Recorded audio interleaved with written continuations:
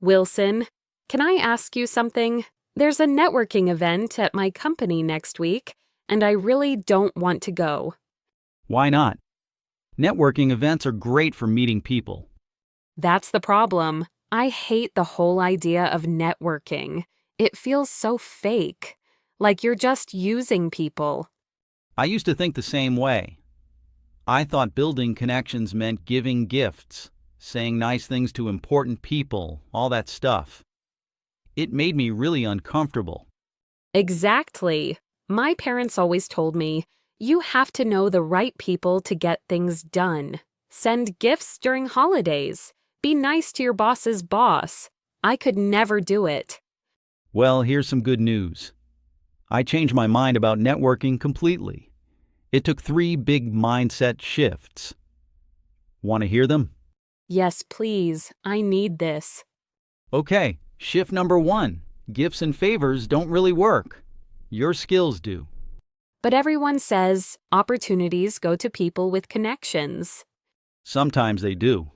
That part is real and we can't change it. But here's what people miss. Fair chances exist too. Let me tell you a story. Go ahead. A friend of mine wanted to change his major in college. Everyone told him, don't bother, those spots are saved for students with family connections. But he applied anyway, took the exam like everyone else, and got in. Wow. So he didn't know anyone? Nobody. The office worker even asked him, what connections does your family have? He just had good grades. After that, he stopped believing that everything depends on connections.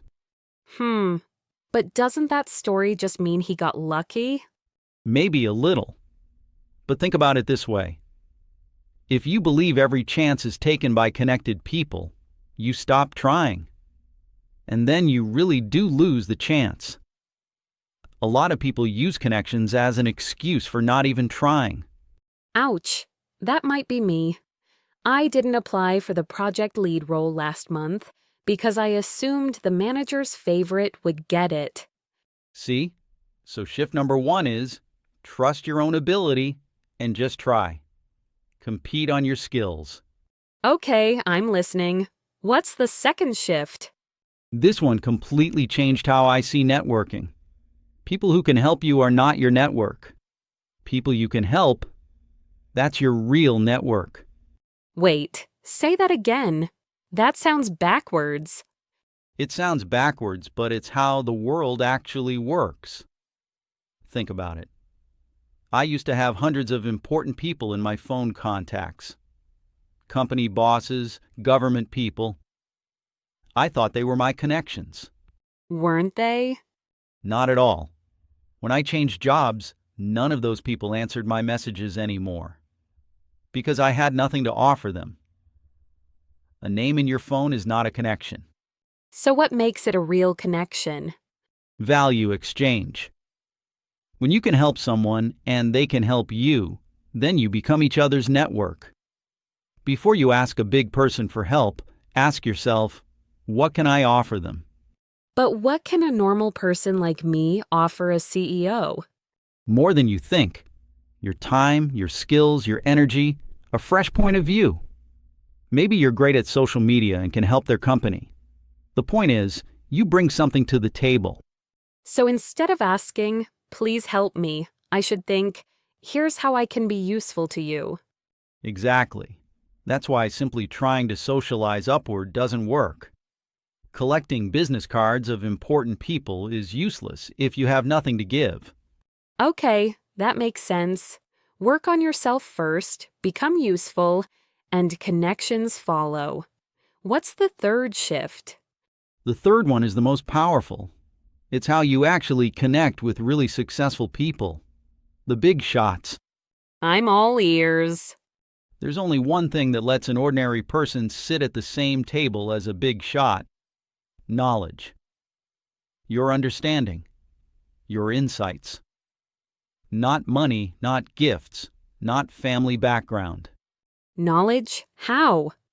I heard this from a self-made businessman. He grew up poor in a small village with 0 connections. but as a young man, he ended up working with top executives. I asked him how. What did he say? He said before he met any important person, he did all his homework. He read everything about their company, their industry, their talks and interviews. So when he got just 5 minutes with them, he could talk as an equal. No mistakes, no awkward silence. 5 minutes of real conversation instead of just smiling and nodding. Right.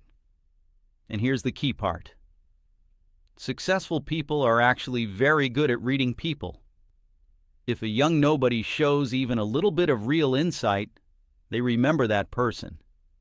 Because 99% of young people just bow, nod, and hand over a gift. So if you can actually say something smart, you stand out immediately. Exactly. People say, it's all about family and connections these days, why bother? But that argument actually proves the point. We ordinary people can't compete on family, so our only real weapon is what's in our head. I like that. But here's a question. Even if I have knowledge, how do important people ever find out? Great question. That's where showing your work comes in. These days, your online presence is your new business card. A blog, videos, posts, whatever fits you. Really? Do people actually look at that? More and more. A resume tells an HR person very little. But if they see your content, how you think, how you talk, what you know, they understand you in minutes. Even with a small following, good content makes you stand out. That actually makes me feel better. You don't need to be famous. You just need to be visible. And there's one more beautiful thing about it. The people who reach out to you because of your content already share your values. You're like-minded from day one. Those become the best connections of all. Okay, let me see if I got all three. Number 1, trust your own skills. Don't rely on gifts and favors. Just try. Yes, number 2. Your real network is the people you can help, not the people who can help you. It's about value exchange. Perfect. And number 3?